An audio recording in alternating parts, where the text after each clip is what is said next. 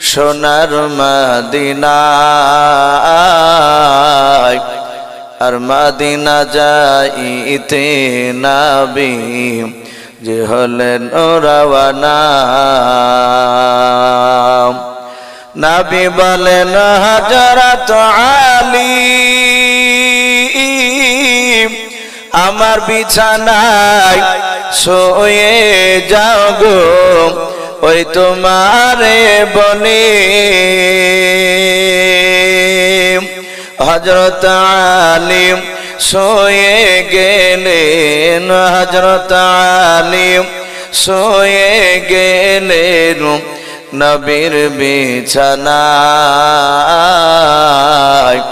আর Medina যাইতে নবী যে হলেন রওয়ানা সৈয়দে আলম নবীজি সৈয়দে আলম নবীজি শাহে মদিনা আর মদিনা যাইতে নবী যে হলেন রওয়ানা ভাই সবাই সালমান ফারসি বলেন আমি উরাইকার কাছে গিয়ে সালাম দিলাম আসসালামু আলাইকুম ওয়া রাহমাতুল্লাহি ওয়া বারাকাতুহু সালমান ফারসি রাদিয়াল্লাহু তাআলা আনহু তিনি বলেন দেখলাম উরাইকা আমার সালামের উত্তরটা দিয়ে দিলেন কারণ সাহাবারা বাপজি জানতেন আল্লাহর নবী বলেছেন সালাম দেওয়া হচ্ছে বাপজি সুন্নাত সালাম শোনার পর কোন ব্যক্তি ইচ্ছাকৃত যদি সালামের জবাব উত্তর যদি না দেয় আল্লাহর নবী বলেন সেই ব্যক্তি ওয়াজিবকে ছেড়ে দিল তার মারাত্মক বাপজি আমলনামায় গুনাহ লেখা হবে যে ব্যক্তি সালাম শোনার পর উত্তর দেয় নাই আল্লাহর নবীজির সাহাবা সালমান বলেন আমি যখন সালাম দিয়ে দিলাম উরাইকা আস্তে করে আমার দিকে তাকিয়ে সালামের উত্তরখানা দিলেন হযরত সালমান ফারসি রাদিয়াল্লাহু তাআলা আনহু উরাইকার হাত ওখানে ধরে ডাক দিয়ে বলেছিলেন ভাই উরাইকা কি ব্যাপার রাস্তায় যেতে যেতে হঠাৎ করে কেন তুমি বসে পড়লে বলো উরাইকা সালমান ফারসি রাদিয়াল্লাহু তাআলা আনহুর চেহারার দিকে তাকিয়ে বাবা কোনো কথা বলেন না সালমান বলেন আমি আবার জিজ্ঞাসা করলাম উরাইকা তৃতীয়বার বাপজি না দ্বিতীয়বার আর কোনো কথা বললেন না শুধু আমার চেহারার দিকে ফ্যাল ফ্যাল করে কথাগুলো শুনছিলেন সালমান বারবার বলেন ভাই উরাইকা তোমার কি পেটে ব্যথা হলো নাকি কোনো কথা বলে না হযরত সালমান উরাইকা বাপজি কথা বলল না উরাইকাকে ছেড়ে দিয়ে বিশ্ব রাসূল জনাবে মুহাম্মদ রাসূলুল্লাহ সাল্লাল্লাহু তাআলা আলাইহি ওয়াসাল্লাম নবী আমার মসজিদে নববীতে বসা ছিলেন সালমান আল্লাহর নবীজির মসজিদে নববীর দরজায় গিয়ে আল্লাহর নবীকে সালাম দিয়ে দিলেন আসসালামু আলাইকা ইয়া রাসূলুল্লাহ ইয়া হাবিবাল্লাহ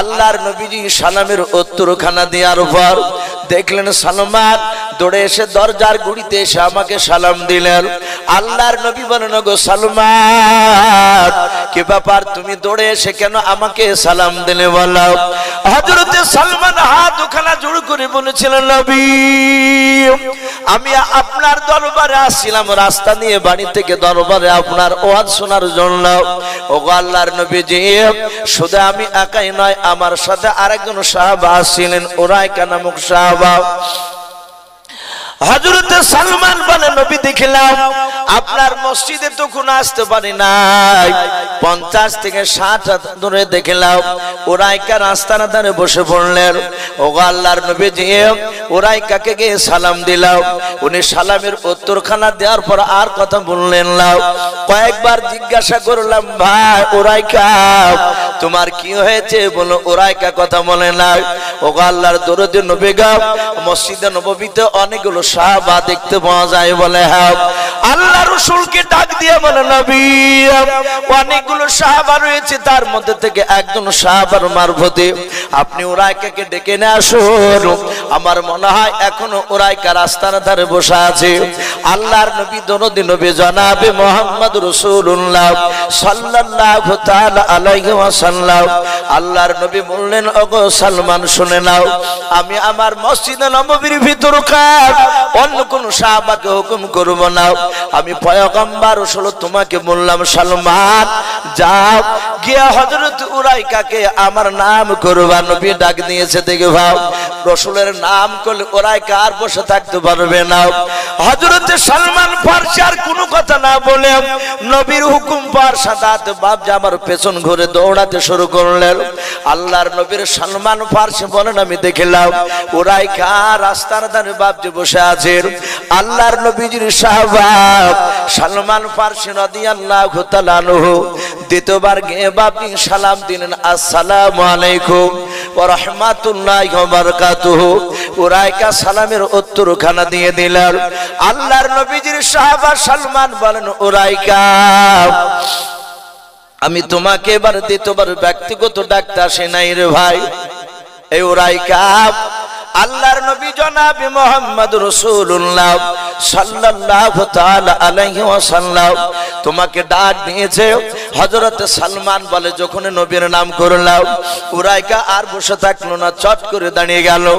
দাঁড়িয়ে যাওয়ার পর হযরত উরাইকা ডাক দিয়ে বললেন ভাই সালমান তাড়াতাড়ি বলুন ভাই কেন তুমি আমাকে ডাক দিতেছো? বলে নবী ডাক দিছে।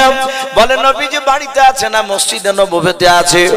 আল্লাহর নবী সাহাবা সালমান বলে যখন বললাম মসজিদে নববীতে আছে।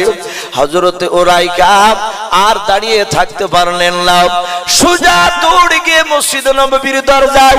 সালমান ফারসি বলেন আমি উরাইকার পেছন পেছন দৌড়ে চলে গেলাম। উরাইকা নবীজির কাছে গিয়ে বললেন হুজুর আপনি আমাকে কেন ডাক দিলেন বলেন। উরাইকা নবীজিকে সালাম দিলেন। আল্লাহর নবী সালামের উত্তর দিয়ে বলেন ওগো উরাইকা তুমি আমার দরবারে আস্তে আস্তে রাস্তায় কেন বসে গিয়েছিলে বলো। উরাইকা সঙ্গে সঙ্গে নবীর দিকে ইশারা করে বলছেন হুজুর আমার কিছু হয় নাই। আল্লাহর নবী বলেন ওগো উরাইকা তাড়াতাড়ি বলো তোমার কি হয়েছিল, কেন বসে গিয়েছিলে বলো।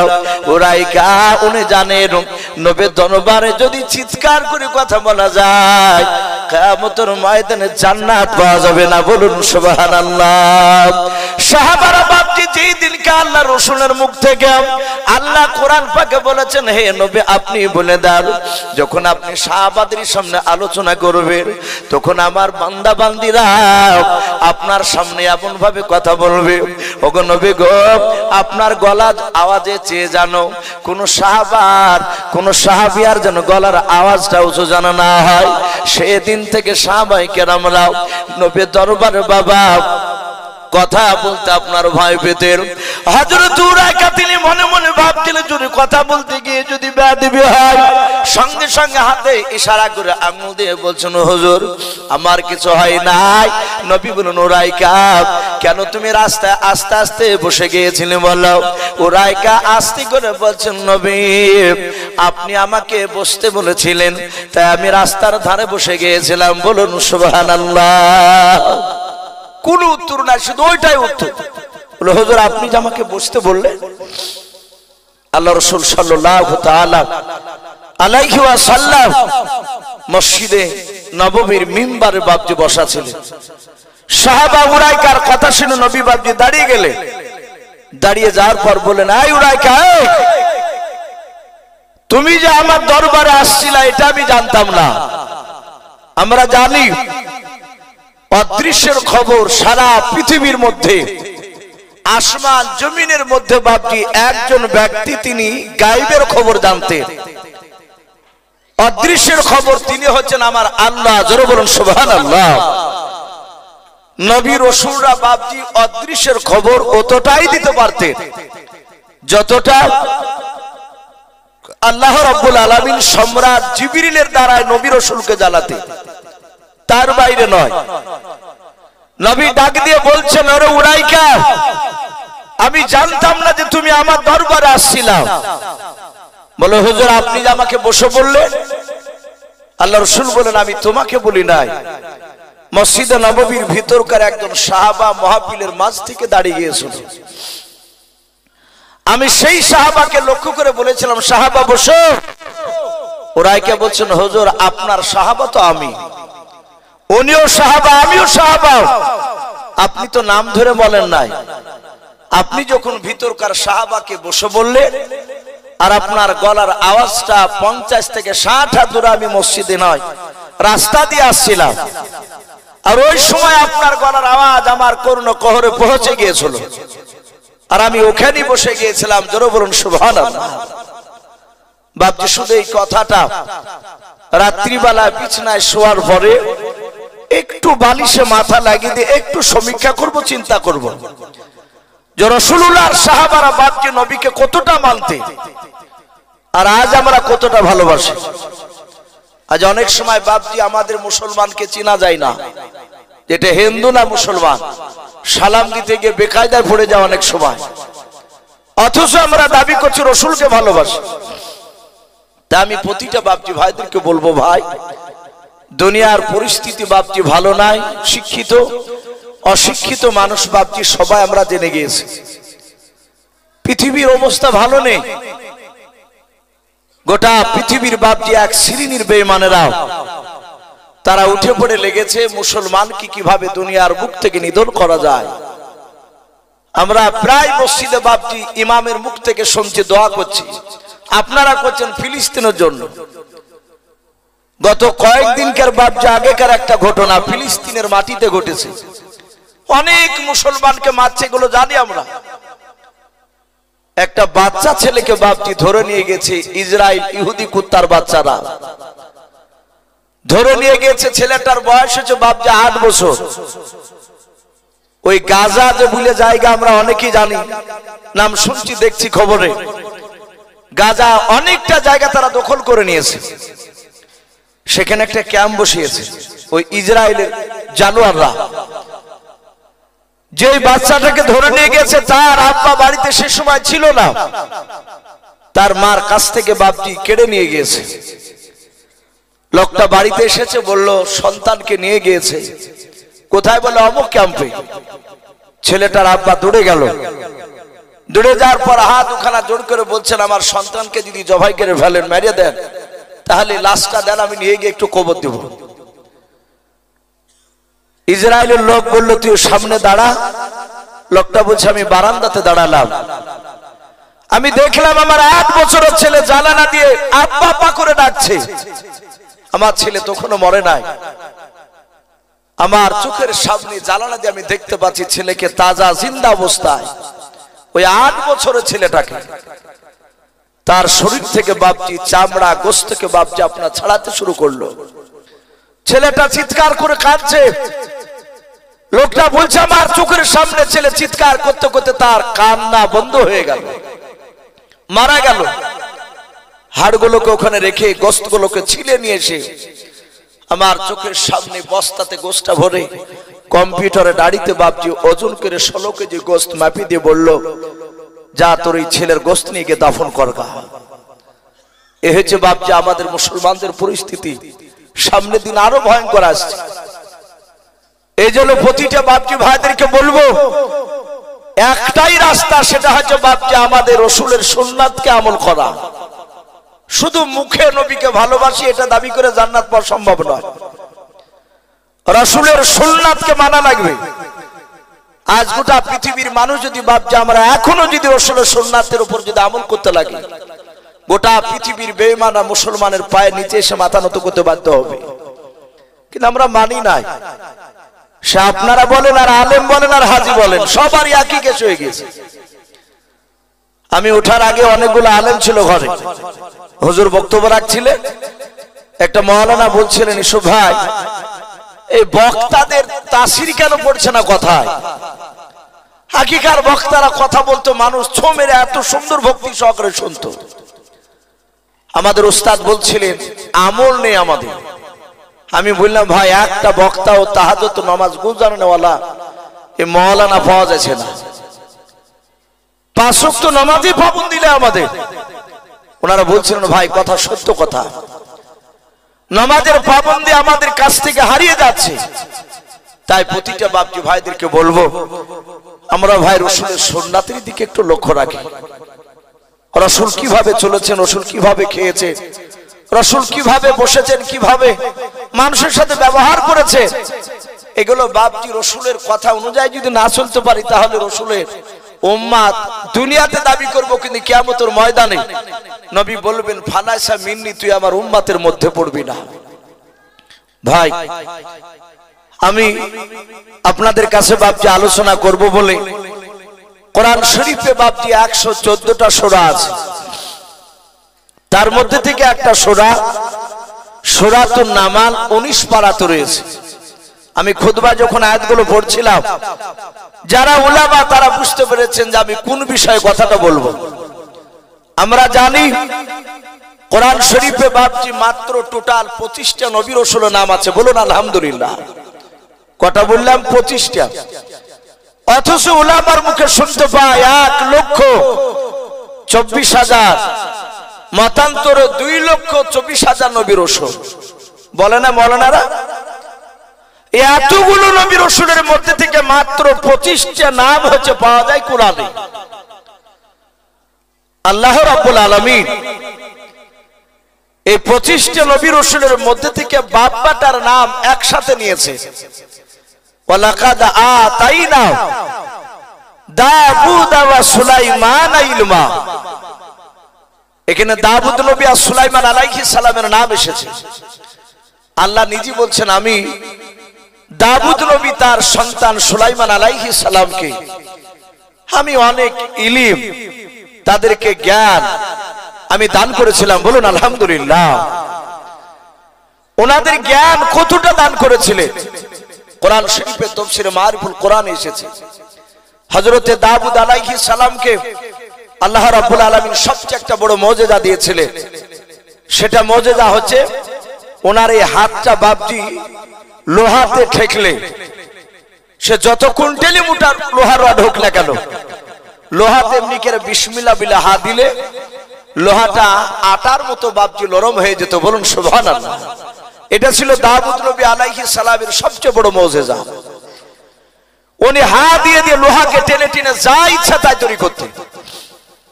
ওনারই ছেলে সুলাইমান, আল্লাহ বলছে আমি ওকেও ইলম জ্ঞান আমি দান করেছিলাম। সম্মানিত ভাইরা আমার, বাবা জীবনেরা, হযরত নবী সুলাইমান আলাইহিস সালাম এত বড় বাপজি ইলমওয়ালা ছিলেন, এত জ্ঞানওয়ালা ছিলেন। কিতাবে লিখেছে হযরত সুলাইমান আলাইহিস সালাম তার আব্বা দাউদ নবী আলাইহিস সালাম উনি যখন বাপজি বাদশা ছিলেন এই দাউদ নবী আলাইহিস সালাম, সেই সময় দাউদ নবী আলাইহিস সালাম তিনি একটা বিচার করে দিয়েছিলেন। কিতাবে লিখেছে নবী সুলাইমান আলাইহিস সালামের বাপজি মাত্র বয়স ছিল সেই সময় 4 থেকে 4.5 বছর, বলুন আলহামদুলিল্লাহ। 4 থেকে 4.5 বছর বাচ্চা।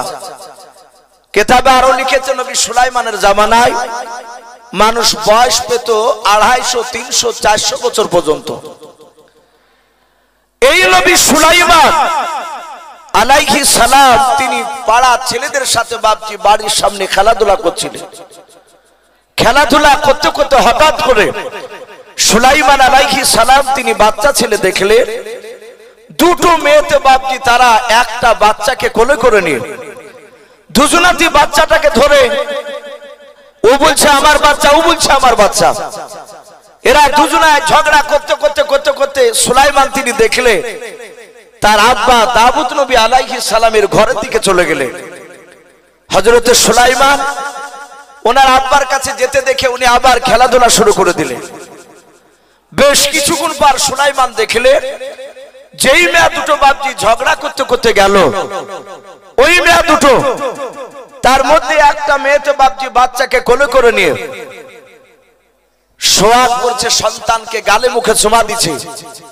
আনন্দ করতে করতে বাপজি বাচ্চাটা নিয়ে সেই বাচ্চার মা কোলে করে নিয়ে হাসতে হাসতে চলে যাচ্ছে।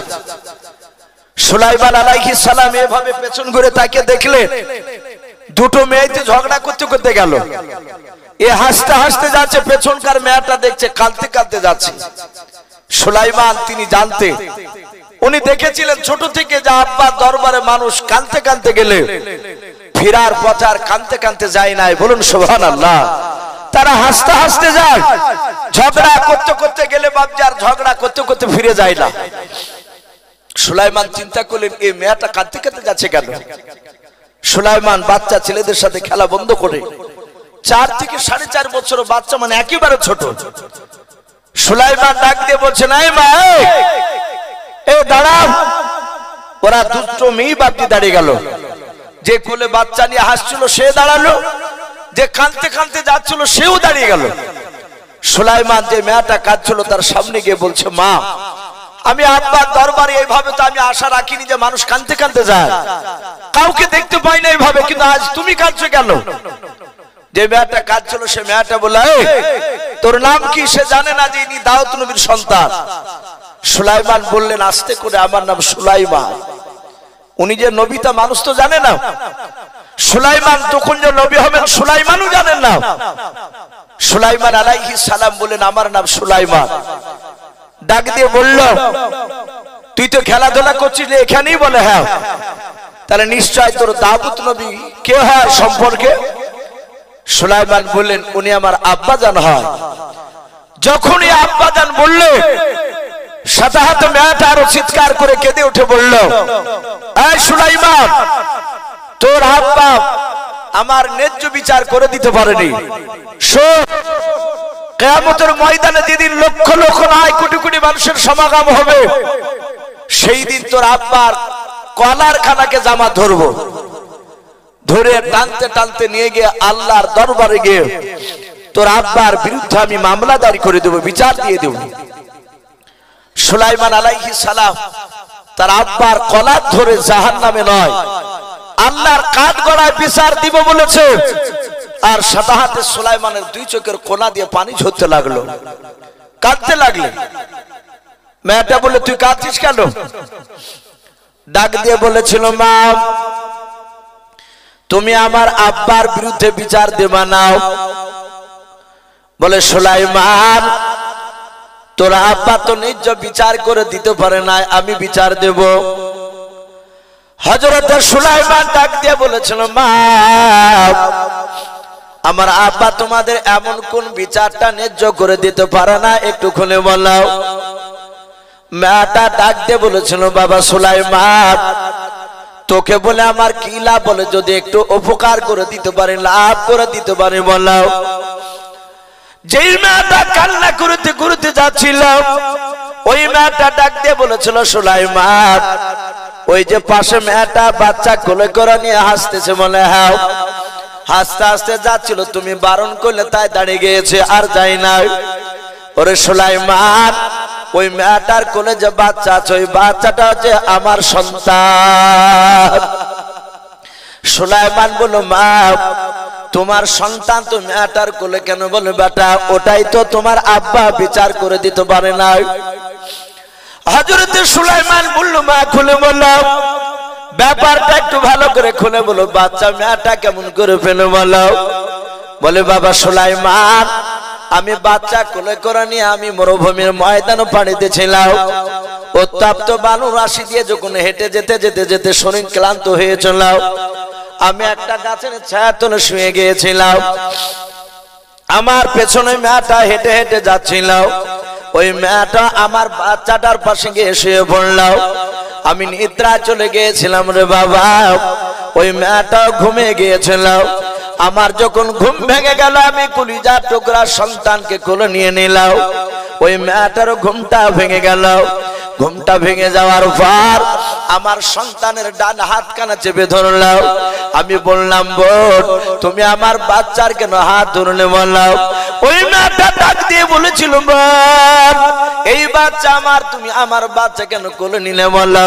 ওরে সুলাইমান, দুজনায় দাবি শুরু করে দিলাম এই বাচ্চাটাকে নিয়ে যাও। আমি বললাম আমার বাচ্চার, মেয়েটা মিথ্যা করে বলছে ওর বাচ্চা। দুজনার ঝামেলা মীমাংসা কেউ করতে পারলো না। ওই মেয়েটা ডাক দিয়ে বলেছিল, বল এভাবে ঝামেলা করে মীমাংসা আসা যাবে না, চলো আমাদের দেশে দাউদ নবী আলাইহিস সালাম বলে একজন বিরাট বড় নবী রাসূল আছেন, উনি বড় বাদশা আছে, ওনার দরবারে গিয়ে আমাদের ঘটনাটা বলবো, নিশ্চয় দাউদ নবী আলাইহিস সালাম ন্যায্য বিচার করে দেবে। ওরে বাবা সুলাইমান, মেয়েটা আমার সঙ্গে সঙ্গে চলে গেল, তোমার আব্বার কাছে গিয়ে বিচারটা দিয়ে দিলাম। তোমার আব্বা বিচার করলো। বাবা, এই মেয়েটা অভিনয় করে কান্না করেছিল, তোমার আব্বা ধরতে পারে না, তাই তোমার আব্বা এই বাচ্চাটা পাওনা করে দিয়েছে। ওই মেয়েটা আমার প্রকৃতি বাচ্চা আমাকে পাওনা করে দিল না, এটাই তোমার আব্বা ন্যায্য বিচার করতে পারে না রে বাবা। এই কারণে কিয়ামতের ময়দানে তোমার আব্বার বিরুদ্ধে বিচার দেব। হযরত সুলাইমান ডাক দিয়ে বললেন, মা আমার আব্বার বিরুদ্ধে বিচার তোমাকে দিতে দেব না, সুলা আমি আব্বার কাছে নিয়ে যাব। বলে কেন নিয়ে যাবা? বলে আমি আব্বাকে আবার পুনরায় বিচারটা চিন্তা ভাবনা করে করতে বলবো। আমার মনে হয় আব্বা চিন্তা ভাবনা করে বিচারটা করে ন্যায্য বিচার হয়ে যাবে। বলো তোমরা মেনে নেবে কে নাও? যেই মেয়েটা কাঁদতে কাঁদতে যাচ্ছিল, মেয়েটা বলো সুলাইমান আমি রাজি আছি। আর যে মেয়েটা হাসতে হাসতে যাচ্ছিল, মেয়েটা বলল সুলাইমান তোমার আব্বা একবার বিচার কেন 100 বার বিচার করলে আমি মানতে রাজি আছি। কারণ মেয়েটা জানতো নবীরা জবান দিয়ে বাপজি যেটা বের করে সেটা আর উল্টাই নাও, যতবার বিচার করবে বাচ্চা আমার পাওনা করে দেবে। হযরত সুলাইমান মেয়ে দুটোর বাপজি হাত ধরে টেনে টেনে টেনে টেনে টেনে টেনে দাউদ নবী আলাইহিস সালামের দরবারে নিয়ে যাচ্ছেন।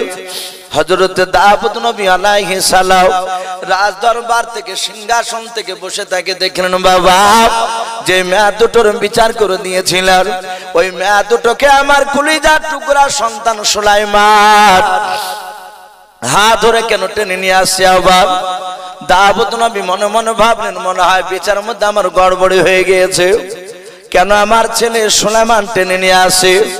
আবার সুলাইমান উনি মনে মনে চিন্তা করলেন, আল্লাহ আমি গিয়ে যদি বলি আব্বা আপনার বিচারটা ন্যায্য হয় নাই, ভুল হয়েছে, এরকম যদি কথা বলা যায় তাহলে আমার আব্বার সম্মানের হানি হবে। সুলাইমান এটাও চিন্তা করছে, আমি ডাইরেক্ট গিয়ে আব্বাকে বলবো না যে আব্বা আপনার বিচার করা ভুল হয়েছে, নালে মেয়েটা কেন বলবে যে ন্যায্য বিচার হয়নি। মা বোন, আপনাদের কাছে কমিটির তরফ থেকে সভাপতি সাহেব গিয়েছেন মসজিদে আদায়ের জন্য, তা আমি অনুরোধ করব আপনারা মসজিদের সভাপতির হাতে আলহামদুলিল্লাহ 100, 200, 500, 1000 যে যা পারবে একটু দানের হাতটা বাড়াবে। আর সিমেন্টও পারলে 1 বস্তা করে নাম লিখাবেন, ইনশাআল্লাহ শেষের বেলায় দোয়া করে দেওয়া হবে। তা আমি বলছিলাম হযরত সুলাইমান আলাইহিস সালাম ডাইরেক্ট ওই কথা বললেন না, যদি আমি বলি তাহলে আব্বার সম্মানের হানি হবে। দাউদ নবী তিনি তাকে থেকে দেখছে, সুলাইমান হাতখানা এইভাবে জোর করলেন। ছোট্ট বাচ্চা ছেলে, 4 থেকে 4.5 বছরের বাচ্চা। সুলাইমান হাতখানা জোর করে বলেছিল, আব্বা এই না দুটোর আপনি বিচার করে দিয়েছেন বলে, হ্যাঁ ওগো আব্বা জান আমি আপনার সন্তান হয়ে আপনাকে আমি অনুরোধ করতেছি, আব্বা আপনি মেয়ে দুটোর বিচারটা আপনি ওড্ডুর করে নেন, ফিরিয়ে নেন। ওগো আব্বা আপনি দ্বিতীয়বার চিন্তা ভাবনা করে বিচারটা একটু করে দেন। সুলাইমান আলাইহিস সালামের বাপ যে জবান থেকে কথা শোনার পর দাউদ নবী আলাইহিস সালাম 5 মিনিট বাপ যে বসে থাকলেন, চিন্তা করে দেখলেন বিকল্প কোন আমি আর বিচার খুঁজে পাই নাই। সুলাইমানের এই কথা শোনার পর দাউদ নবী মনে মনে ভাবলেন, মাওলা যখন আমার সন্তান টেনে নিয়ে এসেছে, আমার মনে হয় সুলাইমানকে বিচারটা করতে বললে মনে হয় সুলাইমান বিচারটা করতে পারবে। দাউদ নবী ডাক দিয়ে বলেছিল, বাবা সুলাইমান আমার বিচার আমি ঘুরে নিলাম, আমি তোমার আব্বা হয়ে আমি তোমাকে এই মেয়া দুটোর বিচার করতে আমি হুকুম দিয়ে দিলাম। বলুন সুবহানাল্লাহ। সুলাইমান 4 বছরের ছেলে হাসছেন আর বলছেন আব্বা আমি বিচার করব। বলে হ্যাঁ। বলে বাবা তুমি বিচারটা করে দেখাও। সুলাইমান আলাইহিস সালাম পেছন ঘুরে মেয়া দুটোর দিকে লক্ষ্য করে বলছে ওগো মা আমার আব্বা বিচার করবেন আমাকে অনুমতি দিয়েছে, আমি যদি তোমাদের বিচার করে দিই তোমরা কি মানবা? যে মেয়াটা কাঁদতে কাঁদতে যাচ্ছিল সে ভাবলো যদি বাচ্চাটা আমার করে দেয় সুলাইমান, ওই তো টেনে নিয়ে এসেছে আমাকে। বললো বাবা আমি রাজি আছি। আর যে মেয়াটা কাঁদতে কাঁদতে না হাসতে হাসতে যাচ্ছিল বাচ্চা নিয়ে সে চিন্তা করলো তার বাপ যখন বাচ্চা আমাকে পাওনা করে দিয়েছে তার সন্তান তার বাপের বিরুদ্ধে যাবে না, এ সুলাইমান বিচার করলে আমাকে দিবে বাচ্চা। মেয়া দুটোতেই বললো বাবা রাজি আছে। সুলাইমান আলাইহিস সালাম হাত বাড়িয়ে বাচ্চাটা ধরে নিলেন। মেয়াটাকে ডাক দিয়ে বলে মা বাচ্চাটা দিয়ে দাও। হযরত সুলাইমানের হাতে দিয়ে দিলেন, বাচ্চা ধরে নিলেন। ছোট্ট বাচ্চা ছেলে সুলাইমান বাচ্চা নেওয়ার পর উনি তাকে দেখলেন আব্বা দাউদ নবী আলাইহিস সালাম রাজদরবারে বসাও। উনি হেঁটে গিয়ে বলেন আব্বা বাচ্চাটা আপনি কোলে ধরুন। সুলাইমান বাচ্চাটা দিয়ে বাপজা আর কোনো কথা বললেন না, সোজা বাড়ির দিকে দৌড়ে চলে গেলেন। দাউদ নবী মনে মনে চিন্তা করলেন মাওলা আমার মনে হয় সুলাইমানকে বিচার করতে বলা বড় অন্যায় হয়ে গিয়েছে,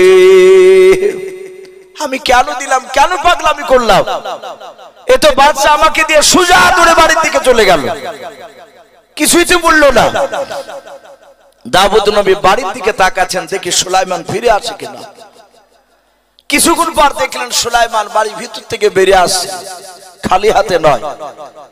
দাউদ নবী বলেন আমি তাকে দেখলাম সুলাইমানের হাতে একটা বড় হোসে বাপজা একদম ধারালো অস্ত্র, হোসেখানা বাপজা হাতে করে নিয়ে, আমরা যাকে অনেকে হাসে পর্যন্ত বলি, হাতে করে হোসেটা ধরে নিয়ে সোজা চলে আসছে দাউদ নবীর দিকে।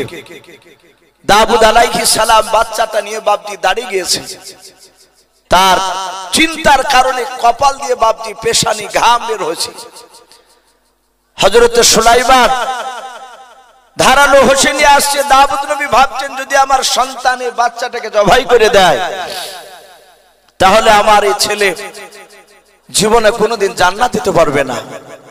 এই মাসুম বাচ্চা কোনো অন্যায় করেনি, একে জবাই করা চরম অন্যায়, ছেলে হোসে নিয়ে আসছে কেন? সুলাইমান বুঝতে পেরেছেন আব্বা চরম চিন্তিত। সুলাইমান কাছে গিয়ে বলেন আব্বা বাচ্চাটা আপনি দেন। বাচ্চাটা নিয়ে নিলে সুলাইমান আলাইহিস সালাম বাচ্চাটা জমিনে শুয়ে দেওয়ার পর হাতে হোসেখানা বাপকে ধরে আছে। যেই মেয়েটা কাঁদতে কাঁদতে যাচ্ছিল আর আব্বার বিরুদ্ধে বিচার দিব বলেছিল, মেয়েটার দিকে লক্ষ্য করে সুলাইমান বলেছিল মা এই বাচ্চাটা তোমাকে যদি পোড়াটা দিয়ে দিই তোমার কোলটা ভরে যাবে, দিয়ে তো মেয়েটার কোলটা খালি থাকবে। বলে হ্যাঁ বাবা। বলে মা এই বাচ্চাটা যদি তোমাকে না দিয়ে দিত মেয়েটাকে যদি দিয়ে দিই তার কোলটা ভরে যাবে, তোমার কোলটা খালি হবে। বলে হ্যাঁ। তাহলে ন্যায্য বিচার করা যাবে না। ওরে সুলাইমান তুমি কি বলছো বলো। দাউদ নবীর সামনে সুলাইমান ডাক দিয়ে বলেছিলেন মা এই হোসেখানা দেখতে পাচ্ছ? বলে হ্যাঁ। এই বাচ্চাটার 2 পায়ের মাঝখানে বেঁধে দিয়ে ফড় ফাড় করে ফেড়ে ফেলবো। ওরে মা অর্ধেকটা তোমাকে দিব অর্ধেকটা তোমাকে দেব, দুজনার কোল ভরে যাবে। বলো বিচার নিবা কেন, ন্যায্য বিচার পাও কিনা বললাম। যেই মেয়েটা বাপকে হাসতে হাসতে যাচ্ছিল ওই মেয়েটা ডাক দিয়ে বলেছিল সুলাইমান অধাদি করে জবাই করে দিলে আমি মেনে নেব তোমার বিচার। সুলাইমান হোসেখানা বেঁধে নিয়ে টান মারতে যাবে।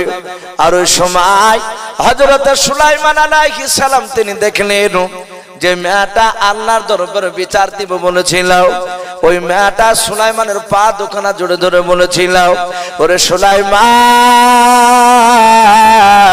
তোমার আর তোমার আব্বার বিরুদ্ধে আমি বিচার দেব না রে বাবা, আমি ন্যায্য বিচার পেয়ে গেছি বাবা, আমাকে অর্ধেকটা দিও না, বাচ্চা জমাই তুমি করো না, পুরা বাচ্চাটাই ওই মেয়েটাকে দিয়ে দাও। সুলাইমান ডাক দিয়ে বললো, মা তুমি তো বিচার দিব বলেছো। বলে আর বিচার দিব না বাবা, আমি বুঝে নিয়েছি, আমি ন্যায্য বিচার পেয়ে গিয়েছি। সুলাইমান আলাইহিস সালাম বলেন, মা কেন জবাই করতে দিব না? বলে বাবারে অর্ধেকটা নিতে গেলে আমার কলিজার টুকরা সন্তান আর জিন্দা থাকবে না, সে মারা যাবে। আমি যদি না নিই পুরাটা দিলে কমসে কম জিন্দা তো থাকবে বাচ্চা। ওর কাছে বড় হওয়ার পর যখন রাস্তা দিয়ে হাঁটবে, আমি সন্তানের দিকে আঙ্গুল দিয়ে ইশারা করে আমার নিজের দিলকে জানকে একটু সাবুর দিয়ে বুঝাতে পারবো, আল্লাহ এই বাচ্চাটা হেঁটে যাচ্ছে, বাচ্চাটা আমারই বাচ্চা। সুলাইমান সেখানে টান মেরে ফেলে দিয়ে বাচ্চাটা তুলে বললেন, আব্বা এই মেয়েটারই হচ্ছে প্রকৃতি বাচ্চা।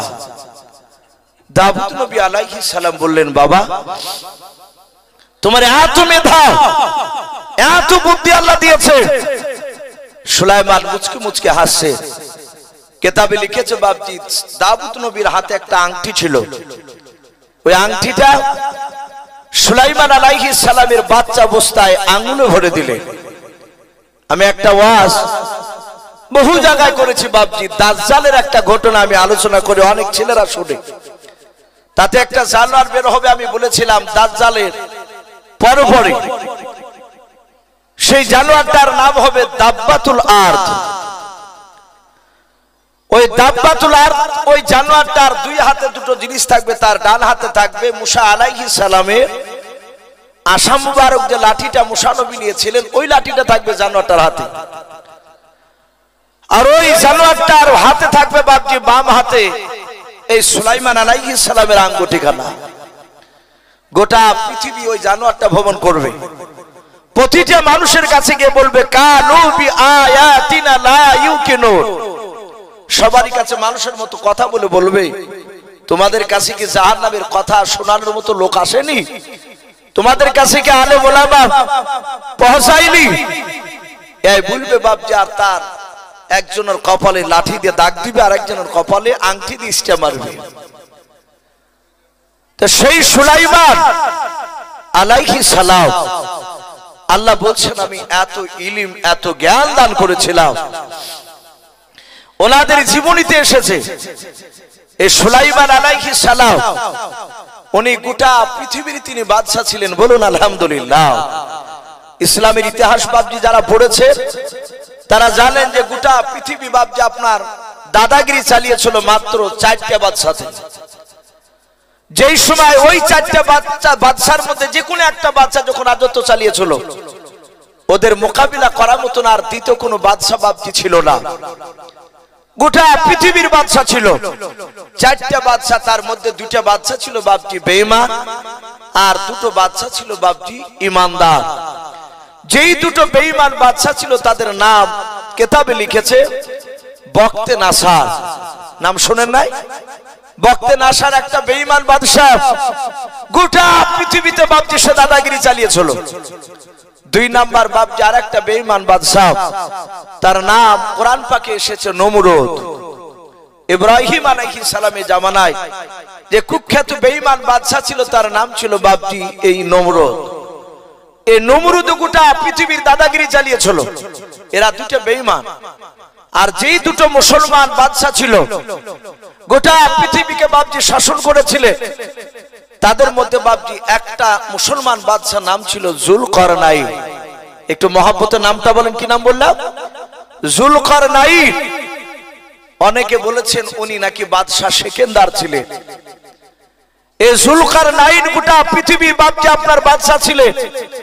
দ্বিতীয় আরেকটা বাদশা ইমানদার, তিনি ছিলেন হযরতে সুলাইমান আলাইহিস সালাম। সম্মানিত ভাই আমার বাবাজি বোনেরা, এই সুলাইমান আলাইহিস সালাম উনি এত বড় বাদশা ছিলেন, কিতাবে লিখেছে উনি যে সিংহাসনে বসতেন এই স্টেজের রকম, উনি যে স্টেজের উপরে বাপজি বসতেন সেই স্টেজের উপরে বাপজি 6 লক্ষ চেয়ার আটত। বলুন আলহামদুলিল্লাহ। 6 লক্ষ চেয়ার। আর 6 লক্ষ চেয়ারে বাপজি আপনার 6 লক্ষ সৈন্য বসে থাকতো।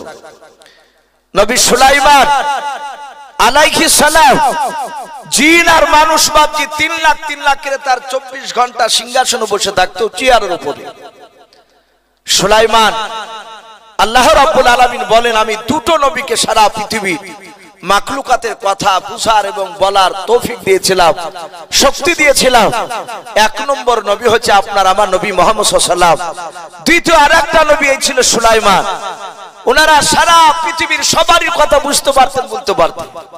আমার রাসূল রাস্তা দিয়ে যখন হাঁটতেন পাহাড়ি এলাকা দিয়ে, গাছে নবীকে ডাইকে সালাম দিতেন, বলুন আলহামদুলিল্লাহ। পাথর নবীজির সাথে সালাম দিয়ে কথা বলতে। হযরত সুলাইমান আলাইহিস সালাম বাপজি সারা পৃথিবীর সবারই সাথে কথা বলতে পারতেন। এই সুলাইমান ওনার জীবনীতে লিখেছে বাপজি তিনি ভ্রমণ করতে যাবেন, ঘুরতে যাবেন। সুলাইমান সিংহাসন নিয়ে বাপজি আকাশপথে যাতায়াত করতে। কোরআন শরীফে লিখেছে সুলাইমান কি বলছিলেন, ওয়া হুশিরা লিসুলাইমানা জুনুদুহু মিনাল জিন্নি ওয়াল ইনসি ওয়াত তায়রি ফাহুম ইউজাউন। সুলাইমান আলাইহিস সালাম জিন আর মানুষ আর মাথার উপরে অনেকগুলো পাখি ছিল। ওই পাখি আর জিন বাপজি মানুষদেরকে লক্ষ্য করে নবী সুলাইমান ডাক দিয়ে বলেছিলেন, ওরে জিন মানুষ পাখিরা, আমি এখান থেকে আমি ভ্রমণ করতে যাব, ঘুরতে যাব, বল তোরা আমার সঙ্গে ঘুরতে যাবে কি নাও? জিন আর মানুষ আর পাখি তাদের আপন আপন বাপজি ভাষায় নবী সুলাইমান আলাইহিস সালামকে ডাক দিয়ে বলেছিল, নবী আপনি যেই দিকে নিয়ে যাবেন সেই দিকে আমরা যেতে রাজি আছি। আল্লাহর নবী সুলাইমান আলাইহিস সালাম বলেন, তাহলে চল আমি তোমাদেরকে নিয়ে আমি অনেক দূরে ঘুরতে যাব। সুলাইমান আলাইহিস সালাম বাতাসকে বাপজি হুকুম করলেন। আমার আল্লাহ বলেন, আমি ওয়া আলা কুল্লি শাইইন কাদির, আমি সর্বশক্তিমান আল্লাহ। আমি আমার নবী সুলাইমানকে আমার বাতাসটা নবী সুলাইমানের তাবে করে দিয়েছিলাম, বলুন সুবহানাল্লাহ। উনি যখনই হুকুম করতেন বাতাসে উড়ে নিয়ে চলে যেতেন। এ নবী সুলাইমান যাহাতে বাতাসকে বলেন, বাতাস আমার সিংহাসন কানা তুই আকাশ পথে উড়ে নিয়ে চল। সুলাইমান আলাইহিস সালাম হুকুম করতে দিনে বাবা সাথে হাতে বাপজি আপনার ওই সিংহাসন খানা 6 লক্ষ সৈন্য নিয়ে বাপজি আকাশ পথে বাপজি পানি দিতে শুরু করলাম। হযরত সুলাইমান অনেকটা দূর বাপজি চলে গিয়েছেন। সুলাইমান যে জায়গা থেকে বাপজি আপনার ময়দানে সিংহাসন নিয়ে নামবেন, কোরআন শরীফে বাপজি পাওয়া যায় সুলাইমান বলে আমি যে মাঠটাতে নামবো সিংহাসন খানা নিয়ে, আমি তাকে দেখলাম কোরআনে আল্লাহ বলেছেন হাত্তা ইদা আতা আলা ওয়াদিন নামাল। সুলাইমান বলেন আমি দেখলাম ওই ময়দানে, যেই ময়দানে আমি গিয়ে নামবো ওই ময়দানে দেখলাম হাজার হাজার লক্ষ লক্ষ পিঁপড়া ঘোরাফেরা করেছিল। হযরত সুলাইমান বলে আমি বাতাসকে বললাম, বাতাস ওই দেখ ময়দান দেখতে পাওয়া যাচ্ছে, বলে হ্যাঁ ওই ময়দানে নিয়ে গিয়ে আমার সিংহাসন কেন নামিয়ে দেবে। যাহাতে আমি কথা বললাম আর দেখলাম ওই লক্ষ লক্ষ পিঁপড়ার মধ্যে থেকে বাবা একটা পিঁপড়া হঠাৎ করে কি জানো আমার দিকে তাকানোর পর, সুলাইমান নবীর সিংহাসনের দিকে তাকানোর পর তার সাথীদেরকে বাপজি কি জানো গুনগুন করে বললাম। সুলাইমান বলেন আমি সিংহাসন নিয়ে নামতে নামতে আমি দেখলাম লক্ষ লক্ষ পিঁপড়া সব হুড় হুড় করে তারা আপন আপন গর্তে চলে গেল, বলুন সুবহানাল্লাহ। সুলাইমান বলে সব পিঁপড়া গর্তে চলে গেল, শুধু একটা পিঁপড়া লক্ষ লক্ষ পিঁপড়ার মধ্যে একটা পিঁপড়া দাঁড়িয়ে আছে, সে গর্তে গেল না। সুলাইমান বলেন আমি নামলাম সিংহাসন থেকে জমিনে নামার পরে হেঁটে গিয়ে ওই যে পিঁপড়াটা দাঁড়িয়ে ছিল ওই পিঁপড়াটা ডান হাতে সুলাইমান ধরে বাম হাতে তালুতে নিলেন। নেয়ার পরে ডাক দিয়ে সুলাইমান পিঁপড়ার ভাষাতে পিঁপড়াকে বলছে, এ পিঁপড়া তুই আবার সিংহাসন খানা দেখে এমন কি বললি তোর প্রজাদেরকে? আর তারা গর্তে হুড় হুড় করে চলে গেল। মাশাআল্লাহ, মা বোনদের কাছ থেকে 2700 টাকা আর 5 বস্তা সিমেন্ট পাওয়া গিয়েছেন। বলেন নারে তাকবীর। আল্লাহ তাদের সকলের দানকে আল্লাহ কবুল করুন, বলুন আল্লাহুম্মা আমিন। ভাই, যেহেতু মসজিদের উন্নতি কল্পে জালসা আপনারা যথেষ্ট আমার হুজুরের হাতে দিয়েছে, এখানে অনেক বাপজি ভাই আছেন, আপনারা দিয়েছে ভাই বেশি নাই, মাত্র আমি এই বক্তব্যের মধ্যে সুপাশে হুজুর বলেছিলেন যে বাবা একটু চাইয়ে দেখবা কিছু মানুষ দিবে আবার শেষের বেলা। যদি এখানে কোন আল্লাহর বান্দা বাপজি থাকেন, আমি 1000 2000 করে আপনাদের কাছে চাইবো না, অনেকে দিয়েছেন আপনারা, যদি পারেন 100 200 করে বাপজি টাকা, আর না হলে একটা বস্তা করে বাপজি সিমেন্ট, আমরা যদি বাপজি 20 জন যদি বাপজি আপনার লিখায় তো 20 বস্তা সিমেন্ট হয়ে যাবে ইনশাআল্লাহ। অনেক টাকা দরকার আছে বাপজি মসজিদে, তাই ভাই আমি মিনিট কয়েক মিনিটের মধ্যে একটু দেখতে চাই, যদি কেউ থাকেন 200 100 500, নাহলে বাপজি 1 বস্তা করে সিমেন্ট। জি, যদি থাকেন কোন বাপজি কোন ভাই একটু আসি, দুনিয়া সব পড়ে থাকবে বাপজি, খালি হাত নিয়ে বাপজি আমাদেরকে কবরে যাওয়া লাগবে। বাদশাহ সেকেন্দার, এই যে জুলকারনাইন যার কথা বলছিলাম, গোটা পৃথিবীর বাদশাহ চালানোর পরে ওনার ভক্তদেরকে বলেছিলেন বাবা আমি ইন্তেকাল করে গেলে আমাকে যখন কাফন পরাবা, খাটলিতে করে যখন নিয়ে যাবা, তখন কাফনের বাইরে আমার দুখানা হাত একটু বের করে দিও। লোকেরা বলল হুজুর, লোকে ঠাট্টা করবে যে গোটা পৃথিবীর বাদশাহর পর মৃত্যুর পর আবার হাত পেতে চাইতে চাইতে কবরে যাচ্ছে। উনি কেঁদে কেঁদে বলেছিলেন আমি চাইতে চাইতে যাচ্ছি, এটা আমার উদ্দেশ্য নয়, মানুষকে আমি দেখাতে চাইবো দেখ গোটা পৃথিবীর বাদশাহর পরও মৃত্যুর পর দুখানা হাত নিয়ে শুধু খালি কবরে যেতে হচ্ছে। তাই ভাই আমাদেরকে সব ফেলে দিয়ে চলে যেতে হবে। অনেক জায়গায় এরকম শোনা যাচ্ছে মানুষ তার বাপকে দাফন করার আগে তার সয় সম্পত্তি ভাগ নিয়ে ঝামেলা শুরু করছে, অনেক জায়গায় এরকম ঘটছে। তাই ভাই শেষের বেলায় যদি কোনো বাপজি কোনো ভাই যদি থাকেন, একটা বস্তা সিমেন্ট কিংবা 500 খান করে টাকা কাছে না থাকলে একটু ওয়াদা করবে যে আমি 1 সপ্তাহে কিংবা হয়তো 1 মাসে দিব ইনশাআল্লাহ। বাপজি কেউ হবে না, দুটি একটা লোক একটু আল্লাহ রাস্তায় একটু আসি, একটু আসি ভাই। আর খাস করে যারা কমিটি ভাই আছো আজকে জালসা, এই কমিটি ভাই এই দেখেন বেনামিতে ভাই আমার 100 টাকার দাতা, বলুন মারহাবা।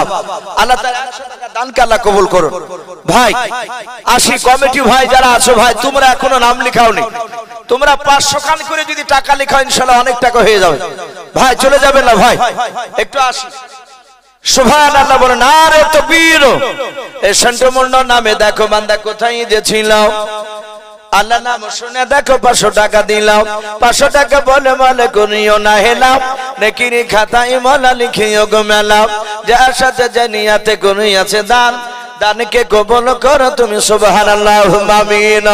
বেনামিতে দেখো বান্দা কোথায় যে ছিল, শেষের বেলা এসে দেখো 100 টাকা দিলাম, 100 টাকা বলে মলা করিও না হেলাম, নেকির খাতায় মলা লিখিও গো মেলাম, যার সাথে জানিয়াতে করিয়াছে দান, দানকে কবুল করো তুমি সুবহানাল্লাহ আমিন। মাশাআল্লাহ, জানেরা বাবা তার স্বামীর নামে 1 বস্তা সিমেন্টের দাতা, বলুন মারহাবা। আল্লাহ তার 1 বস্তা সিমেন্টের দানকে কবুল করে নিও, তার স্বামীর কবর আযাবকে maaf করুন, বলুন আল্লাহুম্মা আমিন। ভাই খালি হাতে যাব না ইনশাআল্লাহ, আমরা কেউ আমরা 200 500 যে যা পারবে একটু মসজিদ একটু দিয়ে যায়। রেজাউল মন্ডল ভাই আমার, উনিও বলছেন আমি 500 টাকার দাতা, বলুন মারহাবা। এই রেজাউল মন্ডল দেখো বান্দা কোথায় যে ছিল, শেষের বেলা এসে দেখো 500 টাকা দিলাম, 500 টাকা বলে মনে করিও না হেলাম, নেকের খাতায় মলা লিখিও গো মেলাম, যার সাথে জানিয়াতে করিয়াছে দান, দানকে কবুল করো তুমি সুবহান। ওগো বাড়ি দোয়া করি ওগো পাকড়া বানাও, জান্নাতে খেলায়ও তুমি আঙ্গুর বেদান, আল্লাহুম্মা আমিন। ভাই আসি ভাই, আর যারা হয়তো খেতে গিয়েছেন তারা আলহামদুলিল্লাহ তারা জাগতে হতো খাবার করেছে, না খেলে খাবারগুলো নষ্ট হবে, ভাই আর কি হবে না ভাই? একটা কোনো বান্দা এখানে নাই ভাই যে আমি 2 বস্তা সিমেন্ট দিব ইনশাআল্লাহ আল্লাহর ঘরকে তৈরি করার জন্য। জি একটু আসি। আর কমিটি ভাই, জালসার কমিটি ভাইদেরকে বলবো ভাই শোনা, তাহলে তোমরা কমসে কম না হলে 2 করে সিমেন্টের বস্তা লিখাও, হয় 500 টাকা আর না হলে 2 করে সিমেন্টের বস্তা আল্লাহর ঘরকে তৈরি করার জন্য। জি একটু আসি ভাই। আর কি হবে না ভাই আপনাদের মধ্যে থেকে? একটু আসি ভাই, আমরা বিরক্ত হব না। এই দেখেন প্রায় 12টা বাজতে চললো। আমার পরে এই জালসার প্রধান বক্তা তিনি আসবেন ইনশাআল্লাহ। ভাই দেরি না করে একটু তাড়াতাড়ি আসে, ঠিক টাইমে ওনাকে নিয়ে আসা হবে। যদি কোনো বাপজি কোনো ভাই থাকে ভাই, আদায় করতে গেলে হয়তো আপনাদের ওয়াজ হয়তো জান ভরে হয়তো শোনানো যায় না।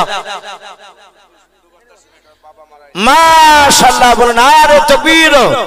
আব্দুল কুদ্দুস ভাই আমার, উনি ওনার আব্বার জন্য 2 বস্তা সিমেন্টের দাতা। বলুন মারহাবা।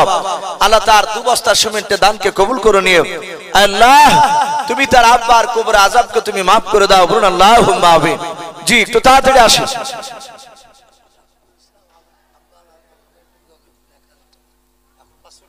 মাশাআল্লাহ কি নাম বলুন? রাফিকুল ইসলাম। তার আব্বা মা বেঁচে আছে, মা মারা গেছে, আব্বা মা দুটি। আব্বা মা রাফিকুল ইসলামের মারা গিয়েছে। উনি বলছেন আমি 1000 টাকার দাতা। বলুন মারহাবা। নগদ 500 টাকা আর 500 টাকা উনি পরে দিবে। আল্লাহ যার বাপ নাই মা নাই সে জানে যে পৃথিবীটা কত কঠিন, বাপ মা কত দামি। তাই তার আব্বা মা চলে গেছে, তার আব্বা মা নামে 1000 টাকা দান করেছেন গো মাওলা। তুমি তার 1000 টাকার দানকে কবুল করে নিও, তার আব্বা মার কবর আযাবকে maaf করে দাও। বলুন আল্লাহুম্মা আমিন। আল্লাহ রাফিকুল ইসলামের রুজিতে বরকত দাও, তার হায়াতে তয়্যিবা সিহাতে কুল্লিয়া তুমি দান করো। বলুন আল্লাহুম্মা আমিন। ভাই আর কি হবে না ভাই? জি আমি কমিটি ভাইকে একটু অনুরোধ করেছি ভাই, ভাই 500 টাকা করে সব কমিটি ভাই, আর নালে 2 বস্তা করে সিমেন্ট ভাই একটু নাম লিখাও ভাই। একটু আসো ভাই। এখানে হয়তো ঠিকাদার আছেন, আমি হয়তো চিনি না ভাই, একটু শরীক হই। আল্লাহ বহু টাকা দিয়েছেন আপনাদের ভাই, যারা আছি তারা কেউ খালি হাতে যাব না ভাই ইনশাআল্লাহ। আল্লাহ রাসূল বলেছেন দান করলে বরকত হয়। আল্লাহ আপনার দান করলে আপনার রুজিতে অভাব দিবেন ইনশাআল্লাহ, এটা আল্লাহ রাসূলের কথা। এ দেখেন টাকাটা একটু ধরে, কি নাম? মাফিকুল ইসলাম। বলেন আরে তাকবীর। এ মাফিকুল ইসলাম নামে দেখো বান্দা কোথায় যে ছিল, আল্লাহ নাম শুনে দেখো বাবা নামে 500 টাকা দিল। 500 টাকা বলে মনে করিও না হেলাপ, নেকের খাতায় মোলা লিখিও গো মেলা। আর দোয়া করি জন্য তাহার জন্যতে 500 টাকার বদল মোলা তুমি maaf করে দিও তার বাবার কবর আযাব। আল্লাহুম্মা আমিন। গোলাম মুর্তজা নামে দেখো বান্দা কোথায় যে ছিল, বাপের নামে এসে দেখো 100 টাকা দিল। যে আশাতে যে নিয়াতে করিয়াছে দান, দানকে কবুল করো তুমি সুবহান। অগবারি দোয়া করি অগো পাকবারি, মিজানেতে নেকির পানা করে দিও ভারি। আল্লাহুম্মা আমিন। ভাই আসি। জি আজকে জান্নায় কিছু মাল বাপজি আল্লাহর ঘরকে তৈরি করার জন্য একটু আসি, আমরা একটু দানের হাতটা বাড়ি দিই। আমার রাসূল সাল্লাল্লাহু তাআলা মাশাআল্লাহ বলেন আরে তাকবীর। এই রাহের নামে দেখো ভাই আমার কোথায় যে ছিল, দাদুর নামে এসে দেখো 100 টাকা দিলাম। 100 টাকা বলে মোলা করিও না হেলাম, নেকির খাতায় মোলা লিখিও গো আমার। আল্লাহুম্মা আমিন। ঠিকাদার সাজিবুর সাহেব উনি 1000 টাকার দাতা। বলুন মারহাবা। আয় আল্লাহ ঠিকাদার সাজিবুরের 1000 টাকার দানকে তুমি কবুল করে নাও। আয় আল্লাহ তুমি তার রুজি রোজগারে বরকত দাও, তার আত্মীয়স্বজন কবর আযাবকে maaf করে দাও। বলুন আল্লাহুম্মা আমিন। ওগো মাবুদ আপনাদের মধ্যে থেকে আর কেউ 2-1 খান সিমেন্ট দিবেন না? মাবুদ আপনারা হয় ছোট ছোট বাচ্চা ছেলের হাতে একটু নামটা লিখে দিতে পারেন ইনশাআল্লাহ। মাশাআল্লাহ জুলু মন্ডল 1000 টাকার দাতা তার বাপের নামে। বলুন আল্লাহুম্মা আমিন। আল্লাহ তুমি তার 1000 টাকা দানকে কবুল করে নিও, তার আব্বার কবর আযাবকে তুমি maaf করে দাও, বলুন আল্লাহুম্মা আমিন। ভাই একটু আসি জি, 12টা বাজতে চলল, আর কয়েক মিনিট বাকি আছে। আসি আমরা আল্লাহর ঘরকে তৈরি করার জন্য। নবী বলেছেন মান বানালিল্লাহি মাসজিদান বানাল্লাহু লাহু বাইতান ফিল জান্নাহ। নবী বলেছেন কেউ যদি দুনিয়ার বুকে মসজিদ তৈরি করার জন্য কেউ 100 200 500 1000 টাকা দেয়, মসজিদ তৈরি করাতে যদি সে সহযোগিতা করে, আল্লাহ রাসূল বলেছেন কিয়ামতের ময়দানে জান্নাতে তার জন্য একটা ঘর তৈরি করা হবে, বলুন আল্লাহুম্মা আমিন। ভাই আসি মাশাআল্লাহ, রাফিকুল ইসলাম 2 বস্তা সিমেন্ট আর 100 নগদ টাকা, আল্লাহ তার দানকে কবুল করুন। আল্লাহ তুমি তার 2 বস্তা সিমেন্ট 100 টাকা কবুল করে নিও, তার আত্মীয় স্বজন কবর আযাবকে maaf করে দাও। ওগো মালিক, যারা দিচ্ছে যারা দিতে পারে নাই, তুমি তাদের সকলকে আল্লাহ রাসূলের চেহারা না দেখে আমাদের মত দিও না, বলুন আল্লাহুম্মা আমিন। ভাই আসি, ইমানদার আর কলা গাছের তেওড়ের মতো। ভাই কলা গাছকে যত কাটা যাবে তত বের হয়, ইমানদার বাবজি একবার দিয়ে বন্ধ হয় না। তা আসি ভাই আল্লাহ রাস্তায় আমরা 200 100 500 1000 যে যা পারি একটু নামটা লিখা, ইনশাআল্লাহ হরকত বরকত হবে। ভাই সবাই মিলে একটু নড়াচড়া করে দিই, ইনশাআল্লাহ অনেক হয়ে যাবে। আর কমিটি ভাই, আমি কমিটি ভাইদেরকে এখনো পর্যন্ত দেখতে পেলাম না। এই জালসার কেশিয়ার, এই জালসার সভাপতি, এই জালসার কমিটি ভাই যারা আছো, তোমাদের সকলকে বলছি ভাই তোমরা যেখানে থাকো না কেন 500 টাকা নালে 2 খান করে সিমেন্ট বস্তা নাম লিখাও জি। আর মসজিদের বাবজি, কেশিয়ার, সভাপতি, সেক্রেটারি যারা আছেন ভাই, আমি আপনাদেরকে বলবো একটু আল্লাহ রাস্তায় একটু দানের হাতটা বাড়িয়ে দিই জি, দেরি না করে তাড়াতাড়ি আসুন। মাশাআল্লাহ, সুবরাত শেখ উনি বলছেন আমি 3 বস্তা সিমেন্টের দাতা, আল্লাহ তার 3 বস্তা সিমেন্টের দানকে আল্লাহ কবুল করুন। আল্লাহ তুমি তার আত্মীয় স্বজন কবর আযাবকে maaf করে দাও, বলুন আল্লাহুম্মা আমিন।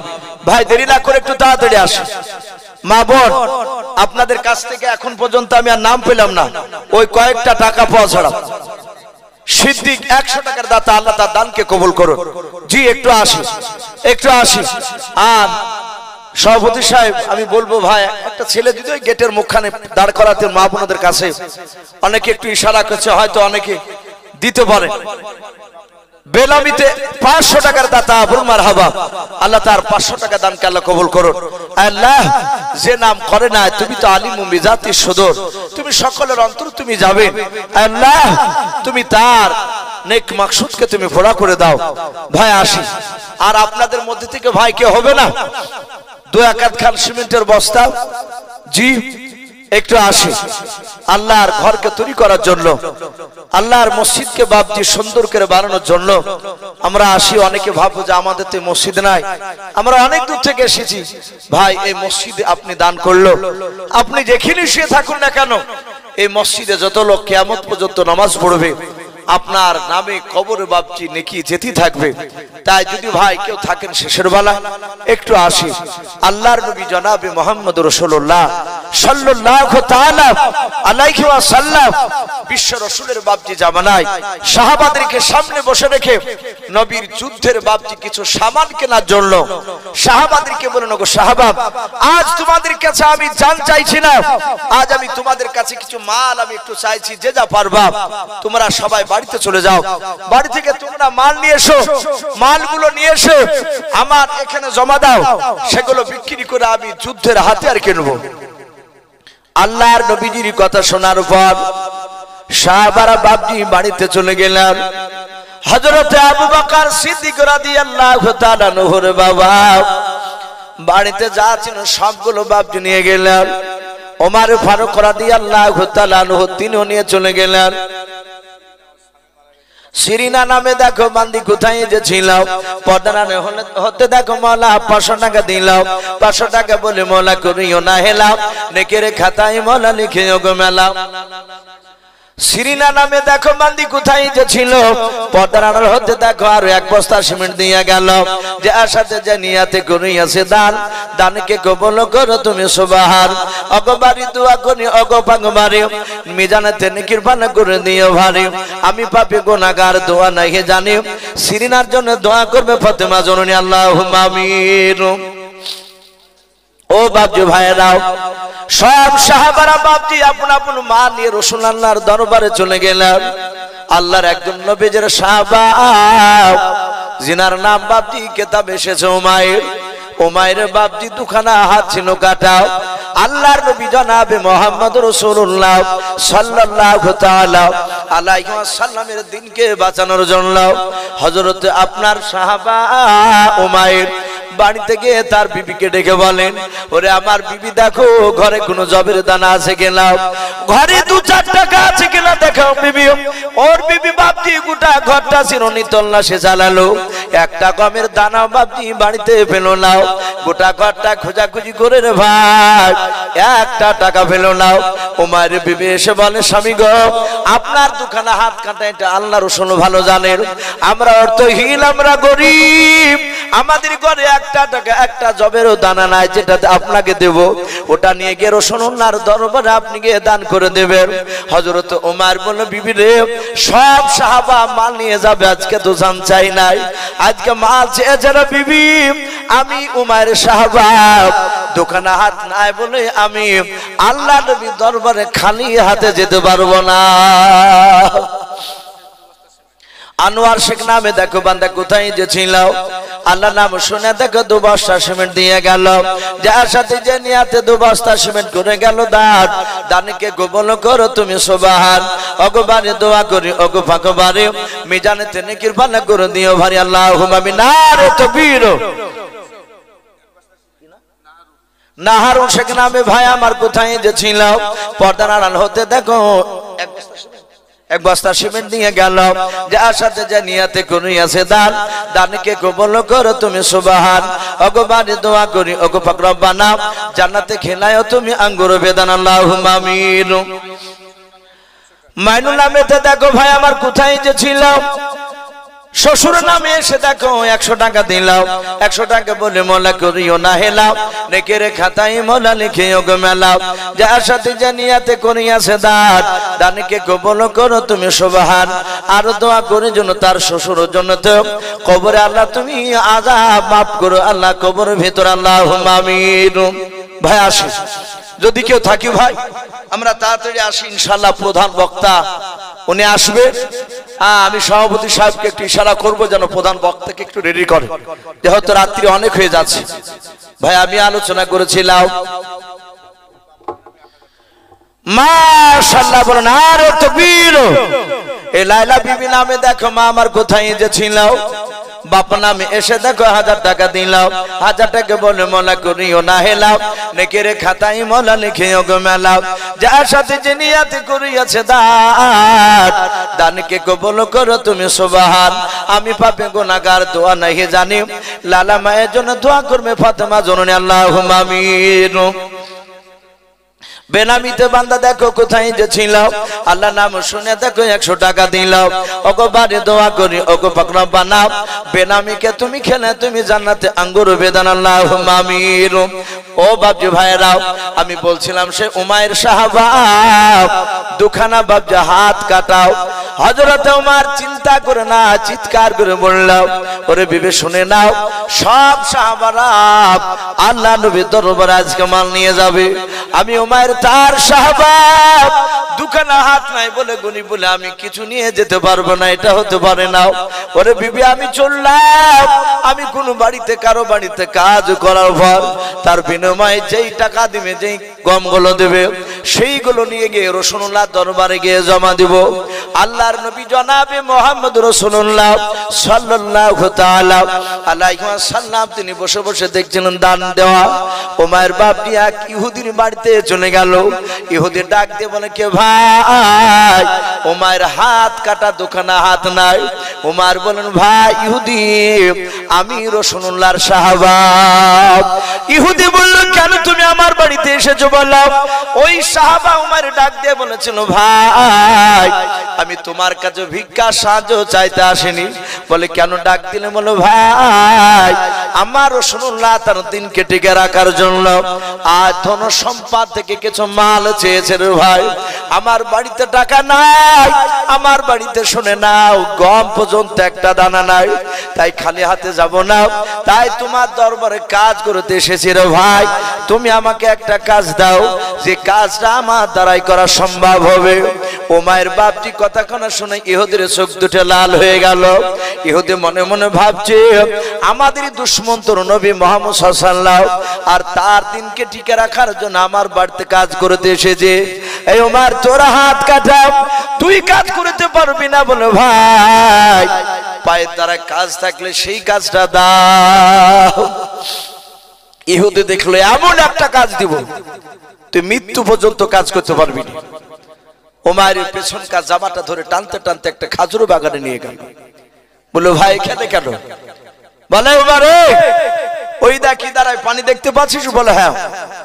বালতি তো দড়ি বেঁধে ইদারা থেকে এক বালতি করে টেনে, দড়ি দিয়ে টেনে টেনে টেনে প্রতিটা খেজুর গাছে এক বালতি করে পানি দিবি, বালতি পিছু একটা করে তোকে খেজুর দেওয়া হবে।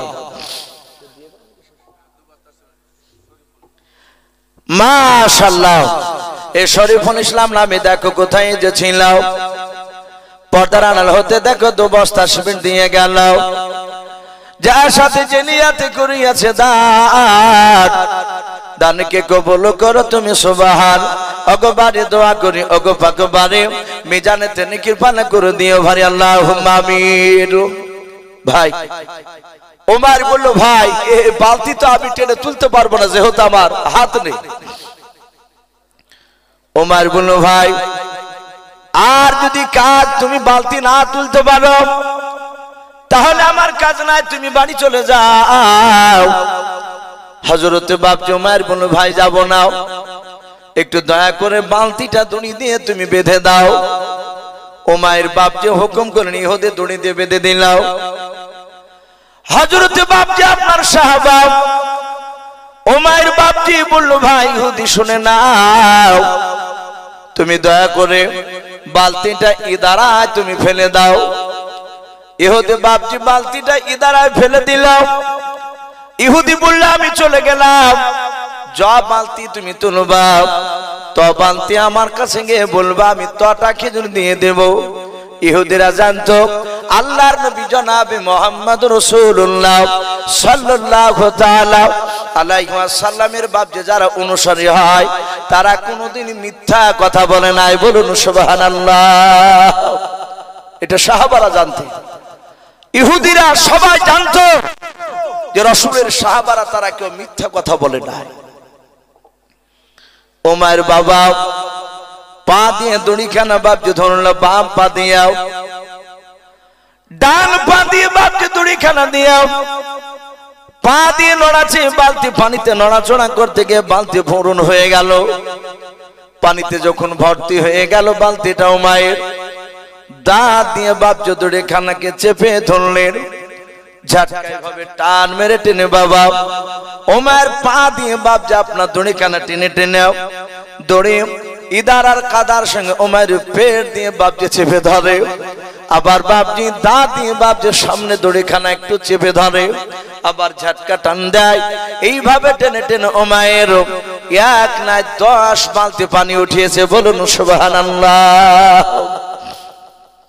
হযরত ওমর 10 বালতি পানি তোলার পর ওমর পেটের দিকে তাকে দেখেন বাবা দড়ির ইদারার সাথে চাপ লেগে ঘোষটল লেগে ওমরের পেটের চামড়া বাপজি বিনে রক্ত বেড়ে গিয়েছে, দড়িখানা লাল হয়ে গিয়েছে, ইদারার কাদাটা বাপজি রক্তে লাল হয়ে গিয়েছে। ওমর দেখলো না নাও আমি আর তুলতে পারছি না, 10 বালতি তুলেছি, আমার নবীর কাছে গিয়ে বলবো 10টা খেজুর দিয়েছিল আমাকে নিয়ে এসেছে, 10টা খেজুর নিয়ে গিয়ে আল্লাহ নবীজির কাছে আমি খালি হাতে এসে আমি এই 10টা নিয়ে যাওয়া ভালো হবে। ইহুদির বাড়িতে চলে গেলেন, ইহুদির দরজায় ডাক দিয়ে হযরত সাহাবা ওমর ডাক দিয়ে বলেছিলেন ইহুদি ভাই। ইহুদি দেখলো সেই যুবক ওমর ডাক দিতেছে, ওই ইহুদি বেরিয়ে এসে বলল ভাই বুঝি কাজ করতে পারো না, বাড়ি চলে যাবা। ওমর বলে ইহুদি ভাই একবার তুমি আমার পেটের দিকে চেয়ে দেখো। পেটে তাকিয়ে দেখলেন বাবা রক্তে বাপজি লাল হয়েছে। ইহুদি বলল ভাই এত কষ্ট কেন করেছে, পেটে রক্ত হলো কি করে বলো। সব ঘটনা খুলে বললেন ভাই আমি তোমার খেজুর বাগানে ইদারা থেকে 10 বালতি পানি উঠিয়েছি, আমি 10টা খেজুরের মালিক, 10টা খেজুর দিয়ে দাও। আমার রসুলের দরবারে সব সাহাবারাও মা নিয়ে চলে গেছে, আমি খালি হাতে থাকতে পারবো না। আল্লাহর নবী জনাবে মুহাম্মদ রাসূলুল্লাহ সাল্লাল্লাহু তাআলা আলাইহি ওয়াসাল্লাম তিনি আমার দিকে চেয়ে আছেন, কখন আমি যাব। ওরে ইহুদি ভাই তাড়াতাড়ি দাও। ইহুদি 10টা খেজুর নিতে গিয়ে বাবা একটা পুটলার ভেতরে বাবা ইহুদির বাপজি রহমস্ন হলো দিলেও তিনি চিন্তা করলো না না 10 বালতি পানি তুলতে গিয়ে পেটে ব্যথা হয়েছে, চামড়া ভেঙে গিয়েছে, এ লোকটা কষ্ট করে পানি তুলেছে, আরো বাপজি এক্সট্রা 100টা খেজুর বেশি দিয়ে দিয়েছে। 110 খেজুরটা হাতে করে নিয়ে পুটলায় বাপজি আপনার ভরে দিয়েছে। ইহুদি এসে বলল ভাই নাও। বললো ভাই আমি তো হাতে করে নিয়ে যেতে পারবো না, আমার মাথায় বসে দাও।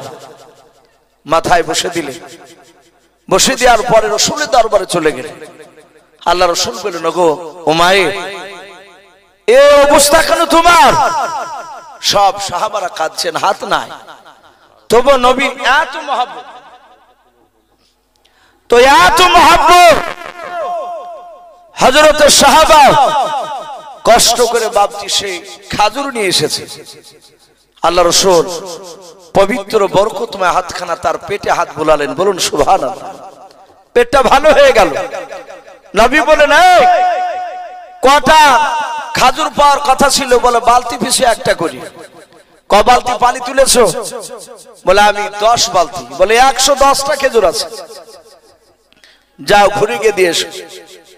বাপজি ঘুরে হাতে দিতে গেলে ইহুদি রাসূলুল্লাহর সাহাবার আখলাক চরিত্র দেখে আর থাকতে পারে নাই, সাথে হাতে বাপজি সে ঈমান এনেছিল, বলুন সুবহানাল্লাহ। ভাই রাসূলের সাহাবারা তারা জান পর্যন্ত বাপজি কুরবান দিয়ে দিয়েছিল। তারা রাসূলের দরবারে শুধু প্রতিযোগিতা করতে আল্লাহ রাসূলকে কি করে খুশি করানো যায়। ভাই আজকে জান নয়, আজ কিছু মাল চেয়েছে আপনাদের কাছ থেকে, তাই যদি কেউ বাকি থাকে ভাই আমরা একটু দানের হাত। মাশাআল্লাহ বলে নারে তাকবীর। ভাই না দিলে একবার আল্লাহু আকবারটা বলবো। নবী বলেছে আল্লাহু আকবার যখন বলে আল্লাহ চরম লজ্জা পেয়ে যায়, আল্লাহ এত খুশি হয়, সাথে হাতে বাপজি তার জীবনের গুনাহ সব মাফ করে দেয়, বলুন সুবহানাল্লাহ। শুধু মাফ নয়, আসমান জমিনের ভিতরে যে বাপজি ফাঁকা জায়গা এটা তো নেকিতে ভরপুর করে দেয়। একবার তাকবীরের ধ্বনি দিয়ে বলে নারে তাকবীর। মাশাআল্লাহ একজন বেনামিতে মা আমার তার স্বামীর নামে কত 500 টাকা দান করেছে। বেনামিতে নাম করে নাই, আল্লাহ নিশ্চয় জানছেন, দেখতে পাচ্ছেন। ওগো মওলা তুমি বেনামি মায়ের 500 টাকার পরিবর্তে তার প্রাণের স্বামীর কবরে আযাবকে তুমি মাফ করে দাও, বলুন আল্লাহুম্মা আমিন, আল্লাহুম্মা আমিন। ভাই আসি আমার মা বোন যদি থাকেন 200-500 শেষের বেলায় একটু দিলে খুব ভালো হয়। মাশাআল্লাহ ফিরদৌসা নামে দেখো বান্দি কোথায় যে ছিল, শেষের বেলা এসে দেখো স্বামী নামে 200 টাকা দিলাও। 200 টাকা বলে মালা করিও না হে না, নেকের খাতায় মোলা লিখে গো মেলাও, যার সাথে যে নিয়াতে করিয়াছে দান, দানকে কবুল করো তুমি রহমান, আল্লাহুম্মা আমিন। ফিরদৌসের মেয়া দেখো কান্দি কোথায় যে ছিল, আবার নামে শুনে দেখো 100 টাকা দিলাও। 100 টাকা বলে মোলা করিও না হেলাও, নেকের খাতায় মোলা লিখে গো মেলাও, যার তাস্তে আশাতে যে নিয়াতে করিয়াছে দান, দানকে কবুল করো তুমি সুবহান। আমি পাপী গুনাহগার দোয়া নাহি জানি, মা বোনের জন্য দোয়া করবে ফাতেমা জননী, আল্লাহুম্মা আমিন। ভাই আচ্ছা কমিটি ভাইদেরকে তো দেখতে পেলাম না। ও কমিটি ভাই, ভাই একটু দয়া করে আসুন। ভাই কয়েকবার ডাক দিয়েছি, অনেকে হয়তো টাকা দিয়ে ভয় বাড়িতে গিয়ে হয়তো বসে আছে। ভাই আসি, আমরা বিরক্ত হব না, একটু মাদ্রাসা নয় মসজিদের জন্য কিছু সাহায্য বাপজি, একটু আপনার আমার সকলের বাপজি দরকার, একটু আমাদেরকে দিতে হবে মসজিদকে বাপজি তৈরি করার জন্য। আল্লাহ রাসূল সাল্লাল্লাহু তাআলা আলাইহি ওয়াসাল্লাম বিশ্ব নবী আমার বাপজি তার স্ত্রী মা আয়েশা সিদ্দিকা রাদিয়াল্লাহু তাআলা আনহা বাপজি তিনি বলেছিলেন আল্লাহ রাসূলকে, ওগো নবী, ওগো নবী, আপনি এত কাঁদেন কেন? আপনার কবর দেখে এত কাঁদেন কেন? কেন এত কবরের কথা বলে? ভাই আমরা এখানে অনেক বাপজি ভাই রসিকার, আব্বাকার, মা কার, দাদা দাদি, নানা নানি অনেকে চলে গিয়েছে। মাশাআল্লাহ, বেনামিতে একজন আল্লাহর বান্দা তার বাপ মার নামে এবং শ্বশুর শাশুড়ির নামে 4 জনের নামে বাপজি 500 টাকার দাতা। বলুন মারহাবা। আল্লাহ তার 500 টাকা দানকে কবুল করে নিয়ে তার বাপ মা তার শ্বশুর শাশুড়ির কবরে আযাবকে maaf করুন। বলুন আল্লাহুম্মা আমিন, আল্লাহুম্মা আমিন। ভাই কবর এত ভয়ঙ্কর কঠিন, এত কবর বাপজি খতরনাক বলা হয়েছে।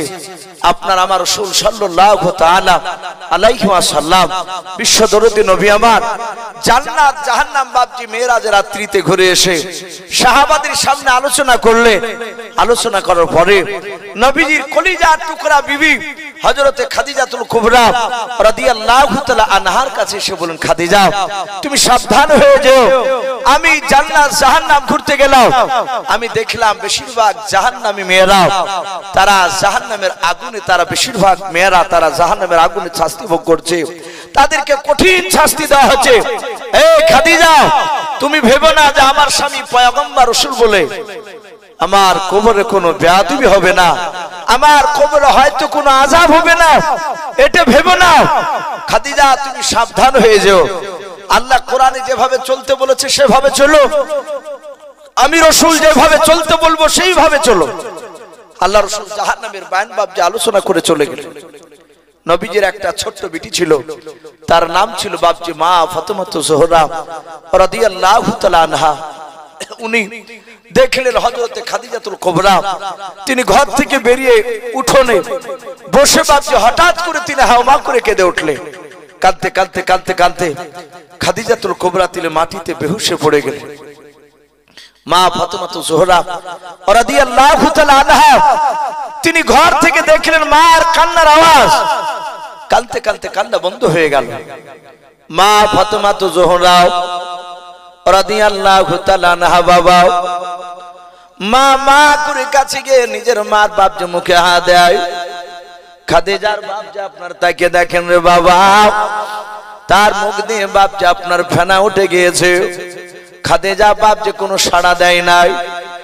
আল্লাহ রাসূলের কলিজার টুকরা বিটি মা ফাতেমাতুজ জোহরা রাদিয়াল্লাহু তাআলা আনহা উনি নিজের মাকে রেখে দিয়েও সোজা তার আব্বার কাছে নবীজির কাছে দৌড়ে চলে গেলেন। আল্লাহর দরদি নবী জনাবে মুহাম্মদ রাসূলুল্লাহ সাল্লাল্লাহু তাআলা আলাইহি ওয়াসাল্লাম আবার নবীজি মসজিদে নববীতে সেই সময় বাপজি নামাজ পড়ছিলেন। হযরতে আপনার ফাতেমা মসজিদে যাওয়ার পর সালাম দিয়ে বলেন, আব্বা আমার মনে হয় এতক্ষণ আমার মা বেঁচে নাই। আল্লাহর নবীজি তার কলিজার টুকরা বিটের আওয়াজ শুনতে পেলেন। আল্লাহর নবী ফাতেমাকে এত ভালোবাসতেন রে বাবা, নবীজের বিটির কান্না আওয়াজ সহ্য করতে পারতেন না। আল্লাহ রাসূল তাড়াতাড়ি বাপজি সালাম ফিরিয়ে দিলেন। আল্লাহর নবী সালাম ফিরে ছোট্ট করে দোয়া করে বললেন, ওরে মা ফাতেমা তুমি আমাকে কেন তাড়াতাড়ি ডাকলে বললাম? ফাতেমা বলে, আব্বা আমার মনে হয় মা এতক্ষণ আর বেঁচে নাই। ওগো আব্বা আমার মা মারা গেলে আমি কাকে মা বলে ডাক দিব? আব্বা আপনি দৌড়ে চলেন, আমার মাকে একটু ডাকুন, আমার মা কেন কথা বলে নাই? আল্লাহ রাসূল ফাতেমার বাপজি হাতখানা ধরে টানতে টানতে নিয়ে আল্লাহ রাসূল বাপজি বাড়ি চলে গেলেন। বাড়িতে গিয়ে দেখেন খাদিজা বেহুশ অবস্থায় পড়ে আছে। নবীজের বাপজি পবিত্র বাপজি বরকতময় হাতখানা খাদিজার মুখে হাত বোলালেন। আল্লাহর নবী বলেন, ওরে ফাতেমা ঘর থেকে ঠান্ডা পানি নিয়ে এসো। ফাতেমা দৌড়ে নিয়ে এসে পানি দিলেন। আল্লাহর নবী যে বরকতময় হাত দিয়ে পানি খানা নিয়ে খাদিজার বাপটি চেহারা চিটা মানেন খাদিজার জ্ঞান ফিরলাও। আল্লাহর নবী বলেন, খাদিজা তুমি কেন কাঁদতে কাঁদতে বেহুশ হয়ে গিয়েছিলে বলো? খাদিজা কোনো কথা বলে না। আল্লাহ রাসূলের চোখ দিয়ে পানি ঝরে যায়। ফাতেমা বাপজি হযরত খাদিজাকে বুকের সাথে বাপজি জোরে জোরে কাঁদে আর বলে, ওগো মা, আমি তোমাকে মা মা করে তোমার সাড়া পেয়েছিলাম নাও। মা গো, তোমার কি হয়েছিল, কেন কাঁদতে কাঁদতে বেহুশ হয়ে গিয়েছিলে বলো? নবী বলে, খাদিজা আমি তোমার পয়গম্বর স্বামী তোমাকে বলছে, বলো তোমার কি হলো? খাদিজা আস্তে করে বলছেন, নবী গো আমার কিছু হয় নাই। বলে, তুমি কেন কাঁদতেছিলে, বেহুশ হয়েছিলে বলো? খাদিজা নবীকে বাঁধা মেরে ধরে কেঁদে কেঁদে বলে, হুজুর নবী গো আপনি বললেন জাহান্নামের আগুন কঠিন ভয়ঙ্কর। আমি জাহান্নামে দেখতে গিয়ে দেখলাম বেশিরভাগ মা বোনেরা জাহান্নামের আগুনে পড়তেছে। ওগো নবী আপনার জীবদ্দশায় আমার কিছু হয়ে গেল আপনি দৌড়ে এসে আমার পাশে এসে দাঁড়াচ্ছেন। বলে, হ্যাঁ। ওগো নবী গো আপনার আগে যদি আমার ইন্তেকাল হয়ে যায় বলুন আপনি আমাকে কে করবেন? আল্লাহর নবী বলেন, ওরে খাদিজা যেইভাবে অন্য মেয়েদেরকে যেভাবে দাফন করা হয় ওইভাবে তোমাকেও দাফন করে দেব। আল্লাহর নবীজির বিবি খাদিজা ডাক নিয়ে বলে, হুজুর আপনার আগে যদি আমি মরে যাই ও নবী আপনি আমাকে দাফন করবেন? বলে, হ্যাঁ।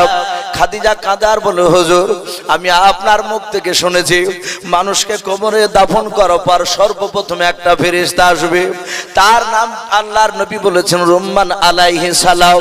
ওই রুম্মান ফেরেশতা আসার পর বলবে, কুম্বি ইজনিল্লাহ, তুমি আল্লাহর হুকুমে জিন্দা হয়ে যাও। ওই মায়াত ব্যক্তি বাপজি জিন্দা হয়ে বসে যাবে। রুম্মান আলাইহিস সালাম বলবেন, ভাই তুমি লিখাও। ওই মায়াত ব্যক্তি বলবে, আমি লিখতে জানি না, আমার কাছে খাতা কলম নাই। রুম্মান বলবেন, ভাই তোমার সামনে যে মাটিটা আছে ওটা খাতায় পরিণত হবে, তোমার 5টা আঙ্গুল কলমে পরিণত হয়ে যাবে। যাহাতে রুম্মান বাপজি লিখতে বলবেন, কয়েক সেকেন্ডের মধ্যে বাপজি তার পুরা জিন্দেগির বাপজি ভালো আর খারাপ সব বাপজি আমল নামাতে বাপজি লেখা হয়ে যাবে। ছোট্ট আকারে বাপজি কাট করে তার গলায় ঝুলে দিয়ে ওই রুম্মান ফেরেশতা চলে যাবে। খাদিজা বলে, হুজুর আপনার মুখে আরো শুনেছি ওই ফেরেশতা চলে যাওয়ার পর আবার 2টা ফেরেশতা আসবে। ওই ফেরেশতার নাম মুনকার নাকির আলাইহিমুস সালাম। তারা আসার পর 3টা প্রশ্ন করবে রে বাবা। খাদিজা বলে, হুজুর আপনি বলেছেন 3টা প্রশ্ন করবে, মান রব্বুকা মান নাবিয়ুকা মা দীনুকা, এই 3টা প্রশ্ন উত্তর করবে নবী গো। ওই 3টা প্রশ্ন আপনার বিবি খাদিজা কুবরা আমাকে যদি করে, ওগো আল্লাহর নবী আমি 3টা প্রশ্ন উত্তর যদি না দিতে পারি, ওগো আল্লাহর নবী ওই জাহান্নামের দরজা ফিট করে দিবে কবরখানায়। আমি আপনার অর্ধাঙ্গিনী বিবি খাদিজা সহ্য করতে পারবো না। আল্লাহর নবী জনাবে মুহাম্মদ রাসূলুল্লাহ সাল্লাল্লাহু তাআলা আলাইহি ওয়াসাল্লাম দরদি নবী খাদিজাকে জড়িয়ে ধরে বলেন, খাদিজা আমি পয়গম্বর রাসূল বললাম, ও খাদিজা আমার পরে যদি তোমার ইন্তেকাল হয়ে যায় শুনে নাও আমার ধারণা কবরে কোনো ফেরেশতা তোমার সাথে বেয়াদবি করবে না। বলুন সুবহানাল্লাহ।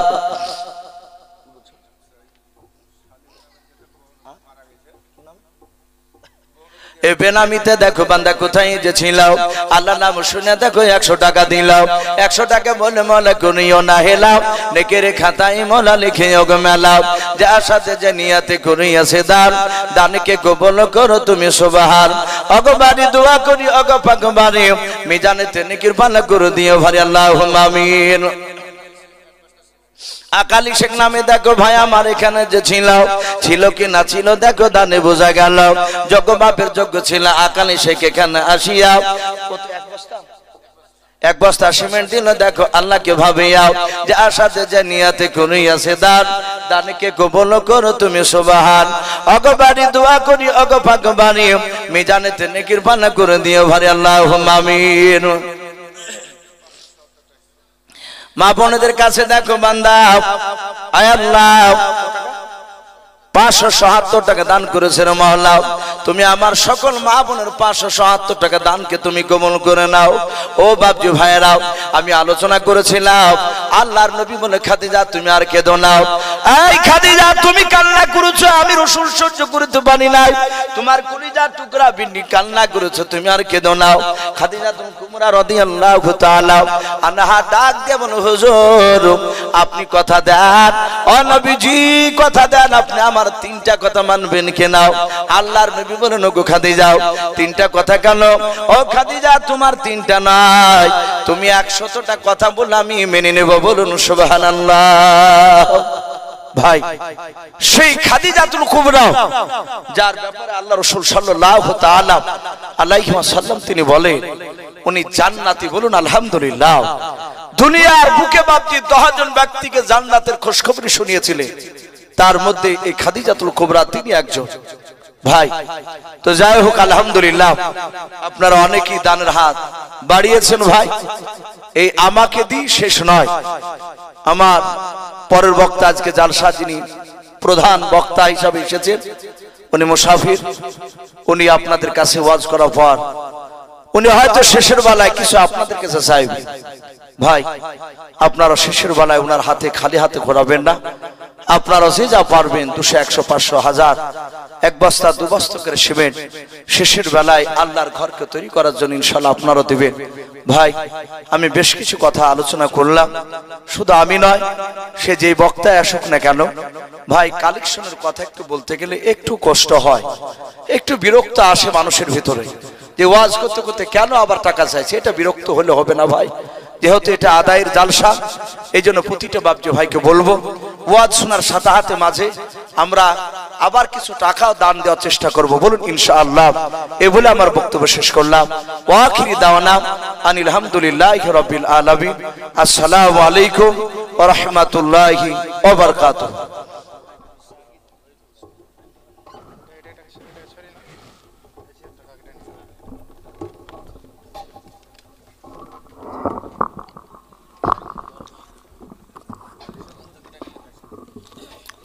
আসসালামু আলাইকুম ওয়া রাহমাতুল্লাহি ওয়া বারাকাতুহু। এখন আপনাদের সম্মুখে ফুরফুরা শরীফের একনিষ্ঠ খাদেম, সুদূর উত্তর 24 পরগনা থেকে আগত জনাব হযরত হাফেজ মাওলানা ইব্রাহিম সাহেব, ইনি ইনশাআল্লাহ মুর্শিদাবাদে প্রায় অনেক জায়গায় ঘুরে আল্লাহ তাআলা বেশ ভালো কণ্ঠ দিয়েছেন এবং আপনারা অনেকক্ষণ ধরে দেখছি আপনারা বসে আছেন, মাশাআল্লাহ আলহামদুলিল্লাহ অনেক ভালো। তো হযরতের জন্য একবার নারায়ে তাকবীর হবে, আপনারা সকলে আমার সঙ্গে একবার তাকবীর বলবেন। বলেন নারায়ে তাকবীর, আরো জোরে নারায়ে তাকবীর।